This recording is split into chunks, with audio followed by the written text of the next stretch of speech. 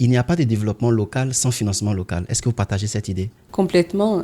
Quand on regarde le groupe NCIA, c'est un groupe ivoirien fondé par le président Jean Kakou Diakou et avec à sa tête au niveau des banques Monsieur Yassé Léonce. On se considère NCIA comme un champion et notre objectif, c'est de financer également des champions locaux pour qu'ils atteignent des tailles aussi importantes que la nôtre, sinon plus. Derrière chaque projet durable, il y a une vision, un combat et une histoire. Bienvenue dans Comme un objectif de développement durable. Cette émission coproduite par l'ONG Amistad et l'agence Afrique Greenside dans le cadre du Forum africain des villes durables vous plonge au cœur des territoires, là où se construisent chaque jour les solutions de demain.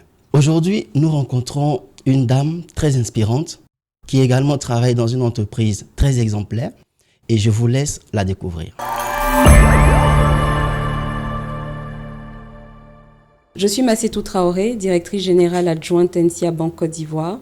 Je suis ravie de participer à ce podcast de Foravid pour partager notre vision NCIA Banque en matière de financement responsable.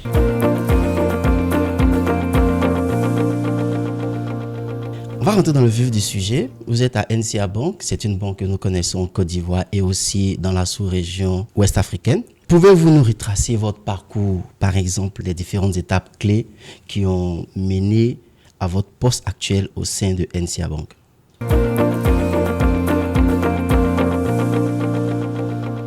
J'ai un parcours totalement bancaire, je totalise 17 années de banque.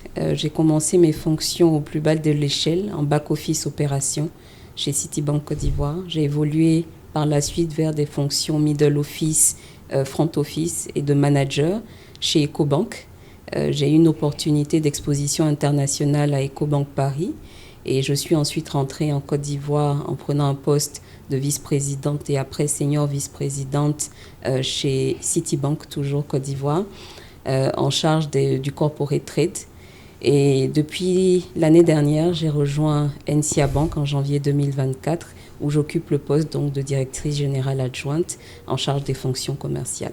Wow. Alors, qu'est-ce qui vous a motivé à intégrer le secteur bancaire? Alors, il faut dire que j'ai appris à aimer le secteur bancaire. J'ai eu une opportunité de commencer ma carrière dans le secteur bancaire.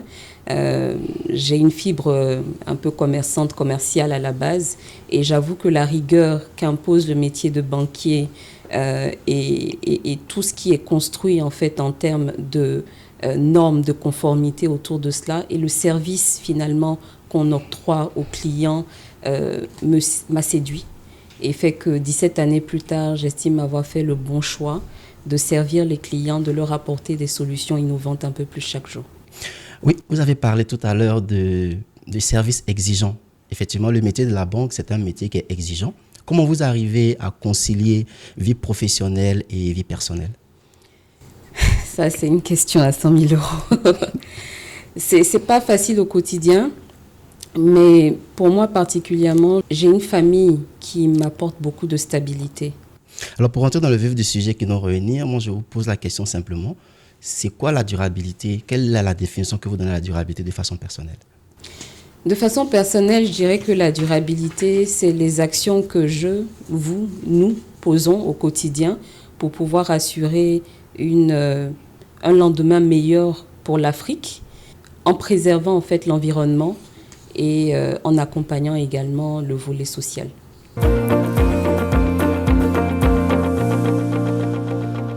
Transformer le financement en moteur de développement durable, c'est l'ambition, je pense, de NCIA Banque.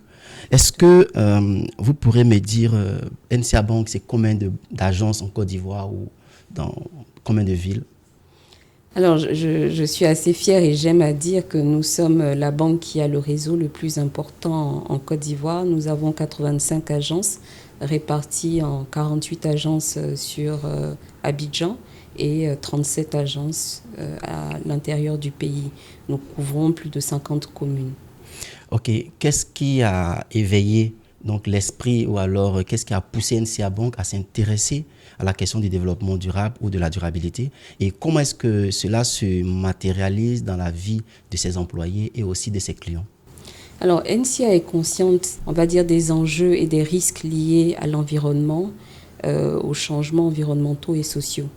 Et c'est à ce titre-là que dans toutes les décisions qu'on prend, on tient compte des objectifs de développement durable auxquels nous nous alignons. Et ce, à travers, d'un point de vue financement, à travers donc notre offre de crédit qui est responsable. On travaille également à l'inclusion financière avec une offre de services à l'attention, de produits et de services à l'attention de notre clientèle PME, mais aussi les couches les plus vulnérables pour faciliter leur accès aux services financiers et donc faciliter aussi la bancarisation. Et pour terminer, nous avons également une politique en fait de responsabilité interne qui nous emmène à regarder ou à avoir en tout cas une politique d'achat responsable et également on l'applique à nos opérations. Une banque engagée, c'est une banque qui investit autant dans les projets que dans les hommes, je suppose. Oui. Et à NCA Bank, comment se présente votre plan RSE et quels sont ses axes prioritaires? Alors, les axes prioritaires, nous en avons quelques-uns, effectivement. On en parlait tout à l'heure, le financement responsable, le financement de la transition écologique, mettre l'éthique au cœur de tout ce que nous mettons en place comme service pour la clientèle, notre politique d'achat responsable. Nous accompagnons également les collectivités et les communautés dans leur développement.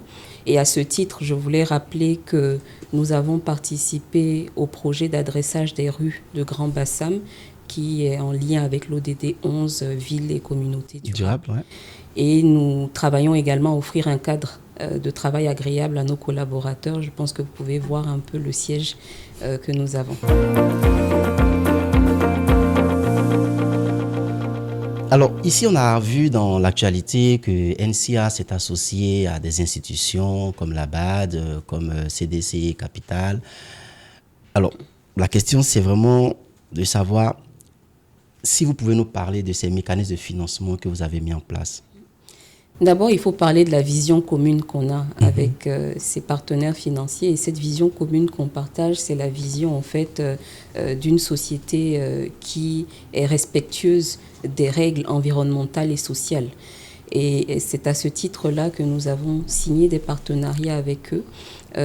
Pour certains qui disposent donc de fonds qu'ils souhaitent mettre à la disposition des collectivités, des PME, de clients en tout cas de la banque. Nous avons signé des partenariats pour qu'à travers nous, ces entités-là puissent accompagner donc des clients qui ont des projets durables pour le bénéfice donc de toutes les collectivités et communautés.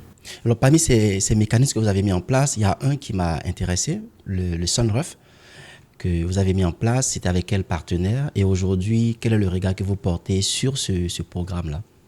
Alors, Sunref, on a mis en place le programme Sunref avec Proparco. Et on est 2 banques sur le marché à offrir ce service-là aujourd'hui. Et le but pour nous, à travers ce projet-là, est de pouvoir accompagner donc le financement de la transition écologique, mais également en fait de pouvoir aider nos clients à réaliser leurs projets en termes de transformation énergétique et donc financement durable. Alors, le projet Sunref est l'exemple type d'un projet qui a été réalisé, donc on a vu la faisabilité de la chose, qui a été utile en ce sens qu'il a permis des gains en fait en termes d'énergie pour un certain nombre d'entités qui ont été financées et ça a été donc rentable également pour la banque aussi bien que pour le client qui a fait des économies. Sur le projet Sunref, il est toujours en cours? Oui, tout à fait. C'est un projet toujours en cours. On est en train de regarder même une deuxième phase avec une augmentation de notre enveloppe. Maintenant, pour soumissionner donc à ce financement, c'est quoi le minimum ou alors, je ne dirais pas le maximum, mais le minimum auquel vous pouvez prétendre en venant sur votre guichet? Nous sommes ouverts à tous les projets. Nous ne mettons pas de restrictions à ce niveau-là. Nous regardons plus l'impact que ce projet-là aura. L'impact environnemental aussi. L'impact environnemental que ce projet-là aura et également ce que ça permettra de faire en termes de normes réglementaires, dans le respect en tout cas des normes réglementaires. Il y a un autre projet ou alors un autre financement que vous avez mis en place avec la Caisse de dépôt et de consignation de Côte d'Ivoire Capital. c'est 3 milliards de francs CFA. Et dans nos recherches, on a vu que vous étiez vraiment spécialisé sur une niche. Alors, c'est quoi cette niche-là et pourquoi vous avez décidé d'avoir une ligne de financement vert aussi précise? Alors, nous avons choisi l'agro-industrie, d'accord, parce que nous estimons que c'est un pan important de l'économie. Et à travers le financement de cette agro-industrie, nous arrivons à réduire les émissions de gaz à effet de serre, mais également préserver la biodiversité. Donc, c'est vraiment ce que nous avons visé à travers le projet en relation avec la CDCCI. Ok. Alors ici, je voulais aussi m'intéresser à d'autres éléments, notamment le niveau de pourcentage d'absorption de votre fonds. Donc, vous avez du financement, vous souhaitez que les gens viennent. Il y a des financements dédiés à la durabilité, comme le programme avec CDC Capital. Est-ce que les gens se pressent à votre guichet? Si oui, quel est le niveau d'absorption aujourd'hui que vous ressentez? Oui, nous sentons un vrai engouement de la clientèle à venir à nos guichets pour demander du financement.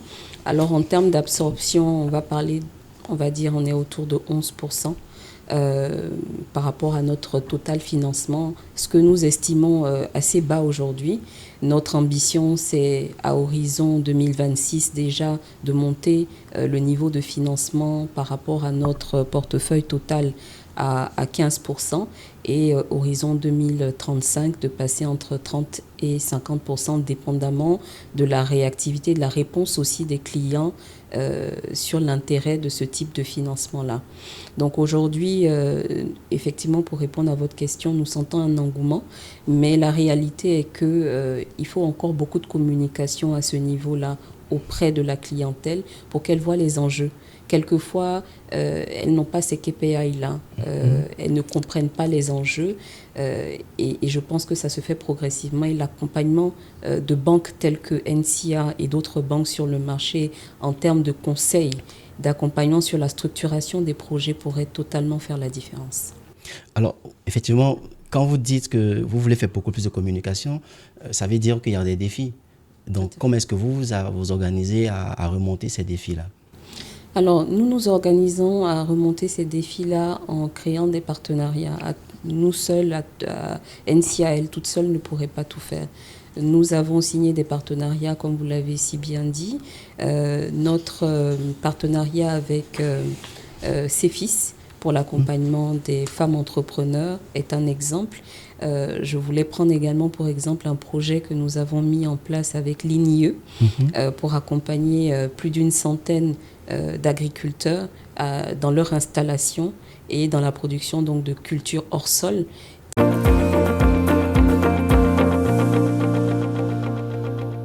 Alors, quand vous expliquez un peu les collaborations que vous mettez en place, ça transparaît clairement que vous souhaitez continuer à demeurer une banque héroïne de la durabilité en faveur des ODD. Ici, comment vous voyez le rôle des banques en tant qu'organisme de co-construction de la durabilité en Afrique? C'est un rôle essentiel. Aujourd'hui, le besoin en financement sur la transition, même pour parler que de ça, la transition écologique, ou sur les enjeux en tout cas environnementaux et sociaux, est énorme. Et je pense que c'est les banques, en se mettant ensemble, qui pourront arriver à changer en fait la dynamique en apportant des solutions de financement adéquates pour accompagner les clients. Nous, NCA, faisons partie du Global Compact, qui est une organisation des Nations Unies pour promouvoir les bonnes pratiques en termes de RSE. Et nous encourageons les banques sur notre marché à pouvoir y adhérer parce que c'est vraiment ensemble qu'on pourra transformer le marché. NCA, c'est autour de 11-12% de part de marché. À nous seuls, on ne touche pas toute la population. Et ça, c'est sans compter la population non bancarisée.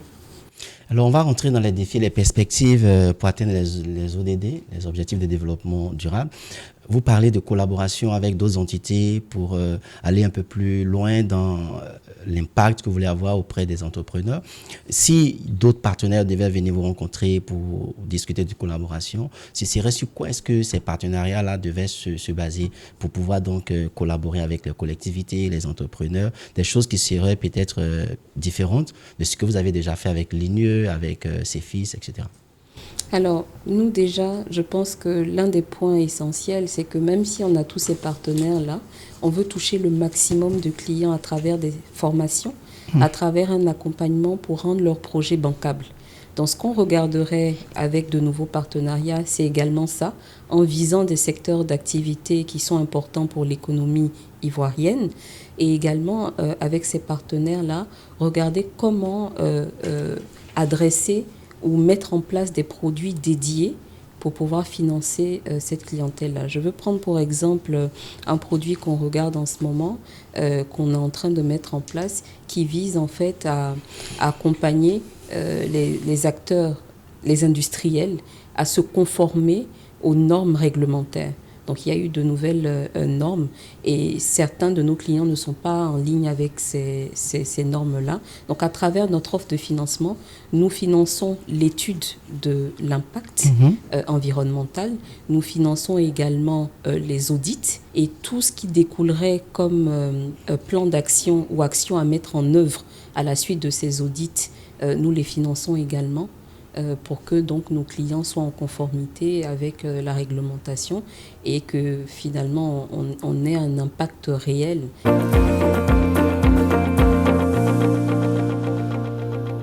Alors je partage une idée avec vous. Je me dis, il n'y a pas de développement local sans financement local. Est-ce que vous partagez cette idée ? Complètement. Quand on regarde le groupe NSIA, c'est un groupe ivoirien fondé par le président Jean Kakou Diakou et avec à sa tête au niveau des banques M. Yassé Léonce qui ont une vision très claire et c'est des Ivoiriens qui ont entrepris. Donc nous, on se considère NSIA comme un champion local et notre objectif, c'est de financer également des champions locaux pour qu'ils atteignent des tailles aussi importantes que la nôtre, sinon plus. Donc pour nous, oui, c'est essentiel de financer l'entrepreneuriat local et cet entrepreneuriat local-là se traduira en fait dans le développement durable de notre pays et de notre continent. À vous écouter, je pense que tout n'est pas aussi rose, hein. C'est vrai que vous avez l'ambition, mais est-ce qu'en face, vous avez le retour que vous recherchez ? Pour moi, quelles pourraient être les frustrations ou les synergies que vous pensez qu'on peut mettre en place pour pouvoir atteindre ensemble ces objectifs nobles que vous poursuivez aussi ? Alors, on constate qu'au niveau de la clientèle, il y a un certain nombre de points sur lesquels il faudrait pouvoir les accompagner. Quand on parle des PME, elles ne sont pas forcément très bien souvent structurées. Elles n'ont pas le niveau de capital qu'il faut. Elles ne savent pas produire des états financiers. Il y a un manque de traçabilité au niveau de leurs opérations. Et tout ça, en fait, et même les garanties, également les garanties qu'elles offrent à la banque ne sont pas forcément compatibles avec l'attente des banques. Donc tout ça demande un accompagnement en termes de formation, de gestion d'entreprise et aussi de développer la culture de la transparence parce que on va dire que un des points de frustration qu'on a, nous, c'est de financer des projets qui finalement à la fin ne sont pas correctement suivis ou de se rendre compte après qu'on n'a pas eu les bonnes informations au moment de la mise en place du crédit et ce qui biaise totalement la suite.